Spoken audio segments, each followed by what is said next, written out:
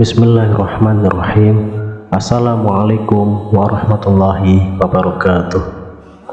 Syukur alhamdulillah kita bisa berjumpa kembali di channel ini.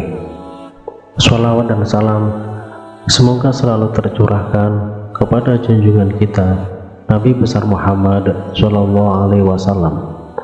Allahumma sholli ala Sayyidina Muhammad wa ala ali Sayyidina Muhammad.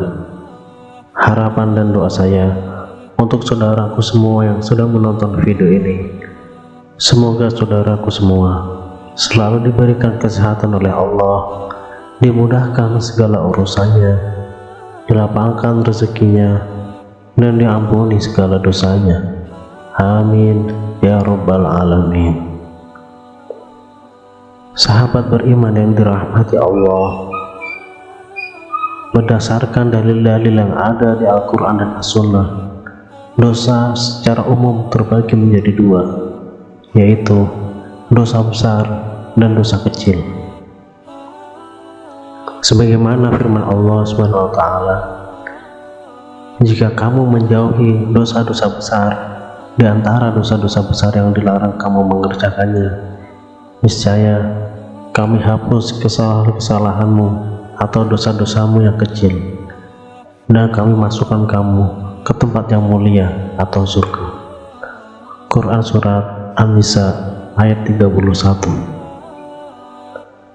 Allah Ta'ala juga berfirman, yaitu orang-orang yang menjauhi dosa-dosa besar dan perbuatan keji yang selain dari kesalahan-kesalahan kecil, sesungguhnya Tuhanmu maha luas ampunannya.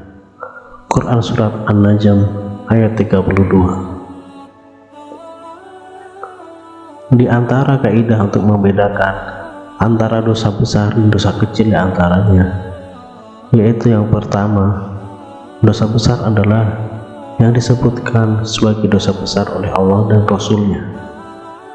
Al-Qurtubi rahimahullah mengatakan, dosa besar adalah dosa yang dimutlakkan oleh nas Al-Quran dan As-Sunnah atau ijma' sebagai dosa besar. Yang kedua, dosa besar adalah setiap dosa yang diancam dengan neraka atau mendapatkan murka, laknat atau azab. Sebagaimana perkataan Ibnu Abbas radhiyallahu anhu ketika menafsirkan surat An-Nisa ayat 31, beliau berkata, dosa besar adalah yang Allah tutup dengan ancaman neraka atau kemurkaan atau laknat atau azab. Yang ketiga, dosa besar adalah yang terdapat hukuman khusus, tidak sekedar dilarang atau diharamkan. Semisal disebutkan dalam dalil, barang siapa yang melakukan ini maka ia bukan mukmin atau bukan bagian dari kami. Syekh Muhammad bin Ibrahim memberikan penjelasan yang ringkas mengenai dosa besar, yaitu dosa besar adalah dosa yang diancam dengan kemurkaan Allah atau laknat, atau digandengkan dengan suatu hukuman di dunia atau dengan suatu azab di akhirat. Setelah mengetahui ancaman serta akibat yang akan kita peroleh jika melakukan dosa besar, tentu saja Muslim yang berakal dan beriman akan berusaha menjauhkan dirinya dari terjatuh ke dalamnya. Sayangnya, ada beberapa amalan yang seringkali masih dilakukan oleh seorang mukmin dan ternyata tanpa ia ketahui. Hal tersebut merupakan salah satu dosa besar yang tidak akan Allah Ta'ala ampuni kecuali dengan bertaubat kepadanya. Di antaranya adalah yang pertama, yaitu menyekutukan Allah Ta'ala di dalam beribadah, baik itu dengan meyakini bahwa ada yang bisa memberikan manfaat ataupun menghindarkan diri kita dari keburukan selain Allah, atau dengan keyakinan yang semisalnya.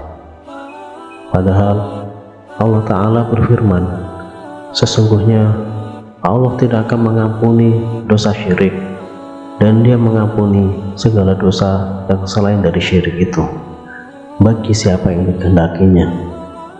Quran Surat An-Nisa ayat 48. Yang kedua, meninggalkan sholat. Dari Buraidah radhiyallahu anhu, Nabi SAW bersabda, perjanjian yang mengikat antara kita dan mereka adalah sholat. Maka siapa saja yang meninggalkan sholat, sungguh ia telah kafir. Hadis riwayat Tirmizi dan An-Nasai.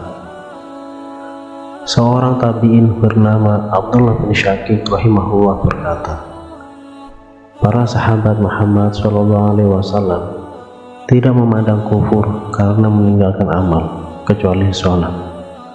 Hadis riwayat Tirmizi. Yang ketiga, durhaka kepada orang tua. An-Nawawi rahimahullah dalam Al-Minhaj Syarah Syahih Muslim berkata, hukukul walidain atau durhaka kepada orang tua adalah segala bentuk menyakiti orang tua. Para ulama juga mengatakan bahwa taat kepada orang tua itu wajib dalam segala hal, selama bukan dalam maksiat. Rasulullah SAW bahkan bersabda, tidak ada dosa yang lebih pantas untuk disegerakan balasannya bagi para pelakunya di dunia ini berikut dosa yang disimpan untuknya di akhirat daripada perbuatan melampaui batas atau kezaliman dan memutus silaturahmi dengan orang tua dan kerabat. Hadis riwayat Tirmizi, Abu Dawud, dan Ibnu Majah. Kemudian yang keempat, bermuamalah dengan riba. Rasulullah SAW bersabda, Rasulullah SAW melaknat pemakan riba atau rentenir, orang yang menyerahkan riba atau peminjam, pencatat riba atau sekretaris, dan 2 orang saksinya. Beliau mengatakan, mereka semua itu sama dalam melakukan yang haram. Hadis riwayat Muslim. Ada kaidah umum dalam memahami riba yang disebutkan oleh para ulama. Setiap utang piutang yang ditarik manfaat di dalamnya, maka itu adalah riba.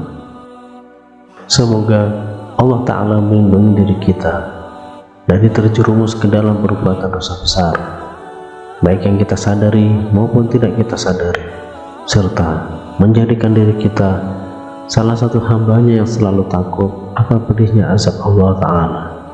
Wallahu a'lam. Wassalamualaikum warahmatullahi wabarakatuh.